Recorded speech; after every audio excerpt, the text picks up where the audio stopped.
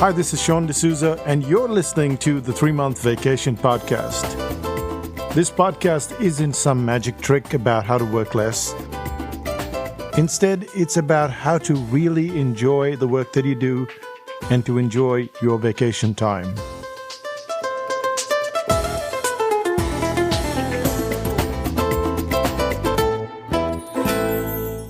Hi there, it's Sean, and you're listening to the 3-Month Vacation.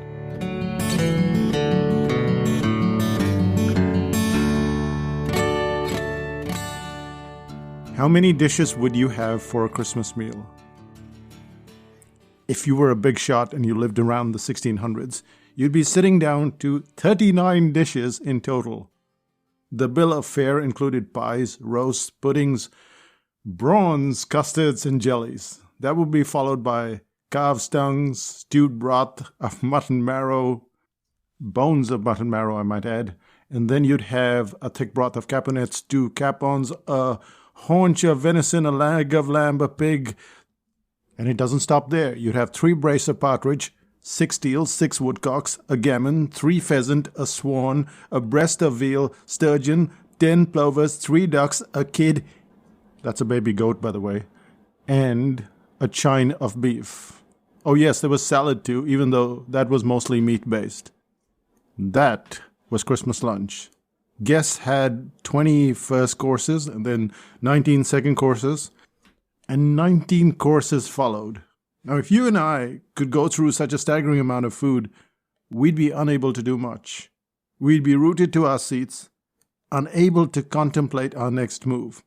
And this is the feeling that we often get when we're dealing with this concept of perfectionism.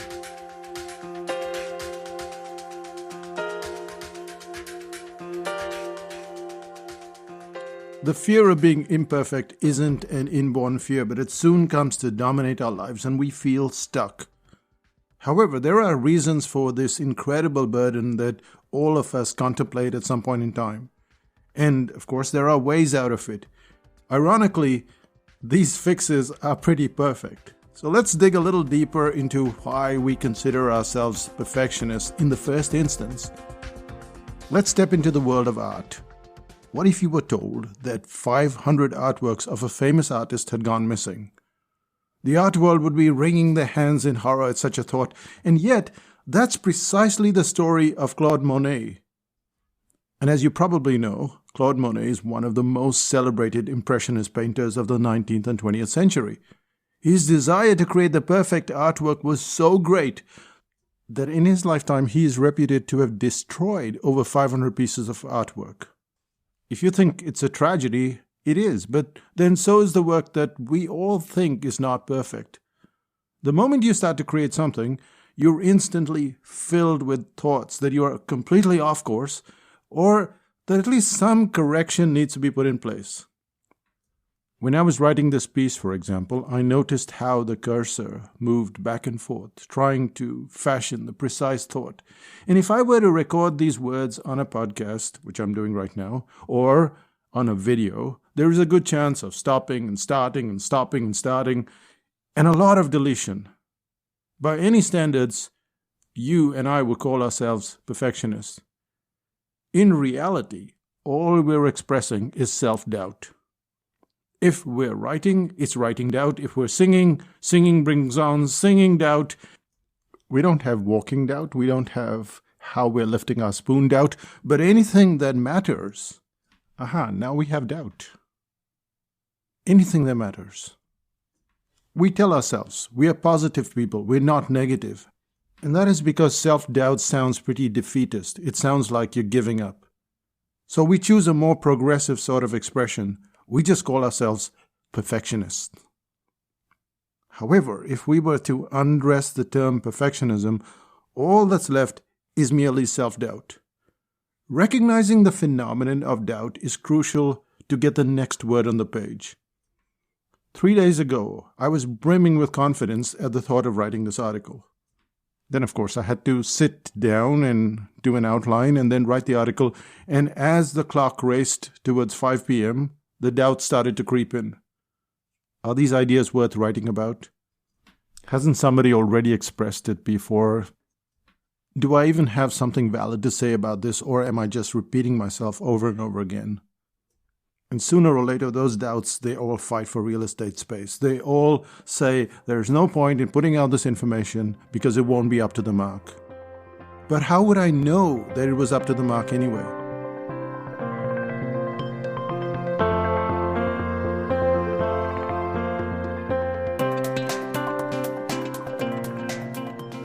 What we do know is this, that no matter what you do or how well you do it, you are likely to be at least slightly embarrassed about it in the future.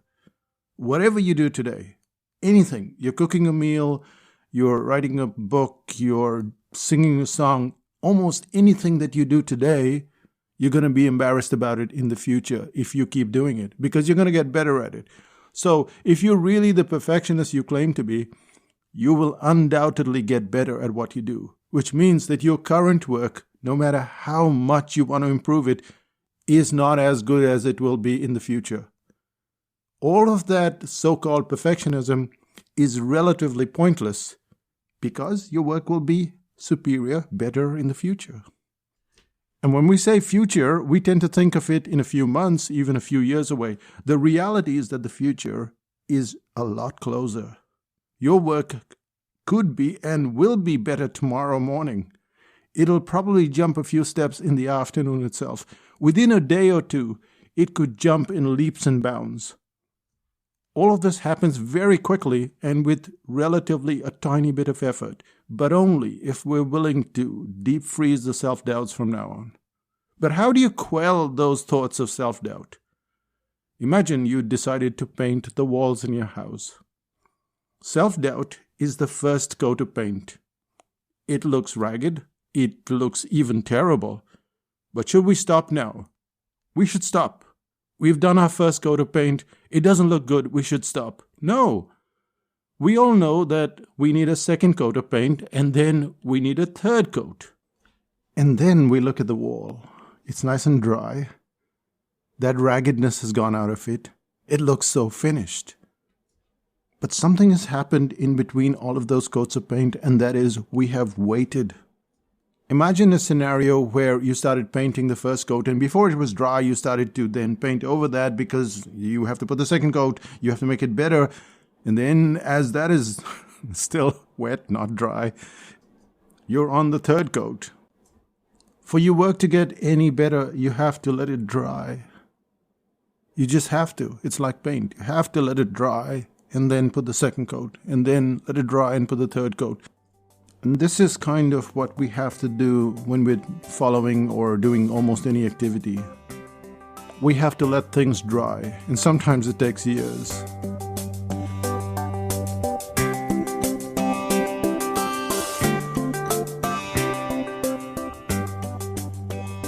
At the point of writing this article, I was doing a webinar series on the brain audit, which is the book that I wrote back in 2001. At that point, it was a skinny 20-pager. To my good fortune, I didn't set out to write a book. I was merely trying to collate my thoughts together. As someone wanted notes, I'd given a speech, they wanted notes, I put together like a 20-page document. That was it. And then after that, we went through version 2.0 of the book, and then 3.0, and now, nearly 20 years later, we're going through a fourth coat. I'm clearly embarrassed at my first coat of the brain audit. But it's not just the brain audit alone. I'm embarrassed at my early drawings, my early articles, my early attempts at cooking, dancing, pretty much everything I've done. But it's not a crippling sort of embarrassment. But yes, I'd rather that you don't see that work, or you didn't see that work. Clients don't share my sense of embarrassment. When I show them sales pages that don't match up to our current standard, they still admire them. Articles that are displayed as not so good are considered to be very useful. Even illustrations that have no practical use and are clearly substandard never seem to meet with people's disapproval. And you heard it just a second ago. I flubbed my lines as I spoke it, but it didn't meet with your disapproval. We went on with the podcast. But the moment we get into that zone of perfectionism, we fail to move forward. we're stuck at the first coat of paint. And then, like all first coats, it is what it is. But let it dry, then we get second coat, then we get third coat. And if you take it to a skill like writing, then the first coat is probably just the worst possible thing. So you go and you edit it, and then the deadline starts creeping up, and then it's slammed in your face. And that's the final bout of editing, and you're done. We know that perfectionism isn't really about being perfect. It isn't about how good you are. It's just about how much you doubt yourself at that point in time. But if we got past that self-doubt, then we have to remember that all our work is merely one coat of paint. And if you can keep that idea in your head, you'll find that you do a lot more in the weeks, months, and years to come.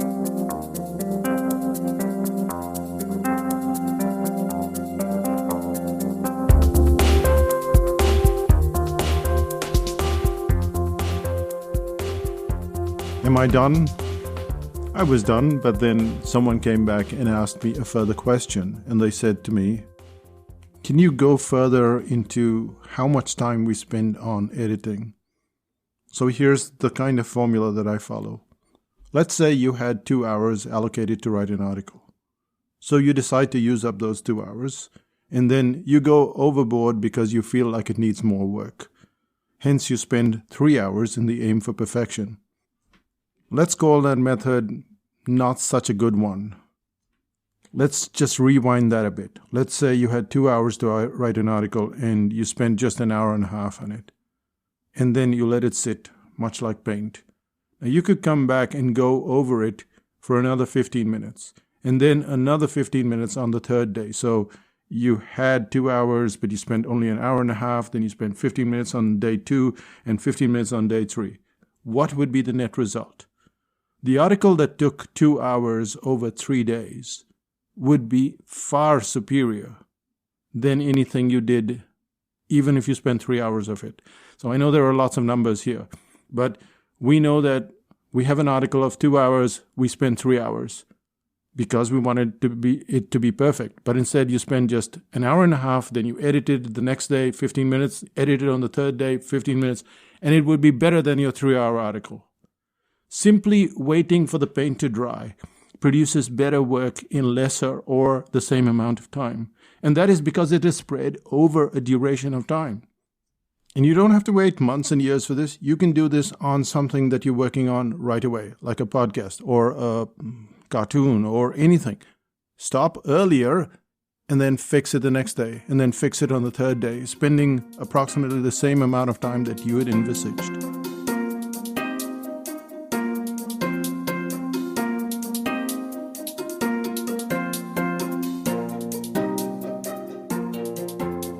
I don't have to tell you why this gets better, but I'll tell you anyway. The reason for this improvement doesn't require research. What happens is when you get involved in an activity, your tiredness level goes up as you keep at it. So working for 3 hours instead of 2 hours means you're not going to see the mistakes that you see or you get to see with fresh eyes. Plus, there's also the time in between. So when you wait, you often see a better, different way to present the same information. You may see examples that you've not seen before. You may see the drama of an article showing up somewhere in the middle, as is often the case. The improvement isn't restricted to the skill, in this case article writing, but to any kind of activity that can be improved. Whether you're building a shed, you're coding some software, you're simply planning for the week ahead, the activity is better done over a few days using exactly the same amount of time. Which is to say that instant perfection is a waste of time. It's a waste of energy. It ends up with inferior results on average. Waiting for the paint to dry, that's a far superior way of painting. And it's also true in real life. Try it.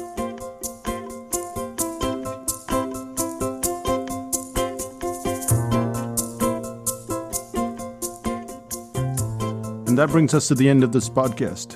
What did we learn in the podcast? Well, we didn't have 3 specific points, but here's what we learned. The first thing that we learned is that perfectionism is just a fancy word for self-doubt. We all have self-doubt, and we call it perfectionism. So here's what we do. We try and spend more time. Instead of 2 hours writing an article, we spend 3 hours. It doesn't get better. We just get more tired. We get more frustrated. We get angry. Often we get angry, not at ourselves, but everybody around us. And the article doesn't get better. But if you wait, take less time so that you have more time on the next day, and then spend 15 minutes on the next day, and then 15 minutes on the next day, and it's still going to be crappy. It's not going to suddenly improve, but it will be better than 3 hours on the same project. And that's really what you're working with at this point in time. You're not trying to become instantly better. You want to become instantly better, but you're not trying to become instantly better because you can't. You're at the limit of your ability. If you look at a 5-year-old playing the piano, they are at the limit of their ability. They can't play like a 13-year-old. It just doesn't happen. So it's better that they stop at 45 minutes instead of trying to go for 2 hours, and then they come back and then they spend another 15 minutes on the same piece and another 15 minutes on the same piece, and they become better than that other 5-year-old who's going nuts over it. So there you go. That's approximately the theory of the coats of paint, and try it, because you'll find that your current work, as unfinished as it seems to you, will be better than anything else that you're trying to do and spending way more time over. Well, it's time for me to tell you what's happening in Psychotactics land.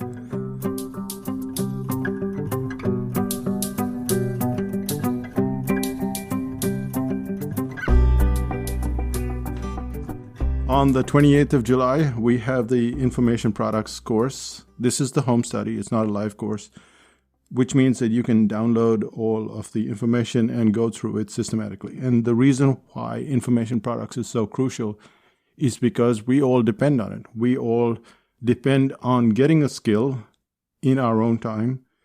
And when we sit down to write information, we do what every single book tends to do. So if you go to the library and you buy a book on watercolors, there are 200 pages and 200 concepts. And as a result, you can go through several books and not be any good at watercolors. And the reason why that is the case is because they haven't designed it with learning in mind. When you design information to be consumed in tiny increments, the client is able to have what is called desirable difficulty, which means that it's just out of their reach. They get the challenge and they move to the next step and the next step and the next step. And then they get to the end of that course, end of that book, end of that project, and they come back. And this is, if you want to call it a secret, it's not a secret, but this is the reason why we have no problem filling courses, why we have no problem getting people to buy multiple products. It's not because of advertising. It's not because of any hoopla. In fact, we're the opposite of it. You never hear of us on the internet. But a client wants a result. They don't want information. And the Information Products course, as weird as it sounds, is precisely that. It is not an Information Products course. It is how to get the client to the end point so they get a result.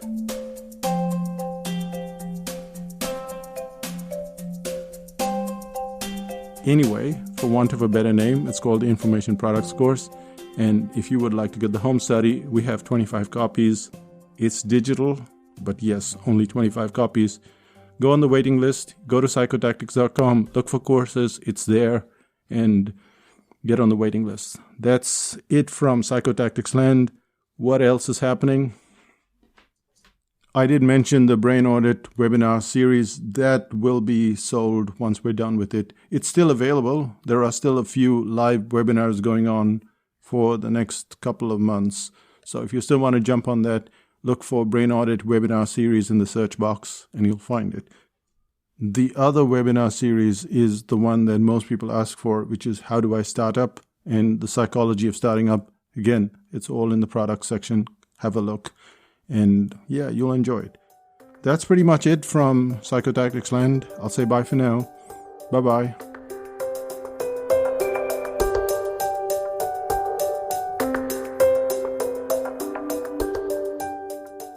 still listening?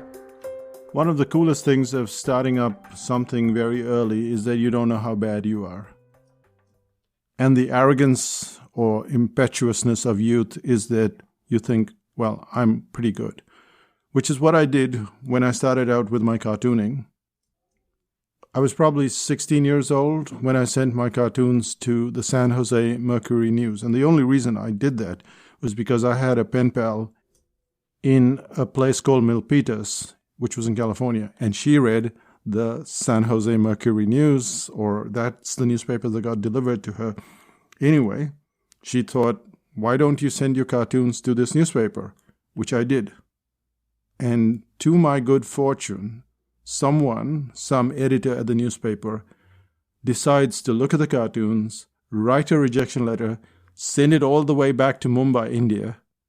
And I was really excited. I'm not sure why I don't have that rejection letter, because it was such a cool thing today. Back then it was like, oh, she probably doesn't know how great I am.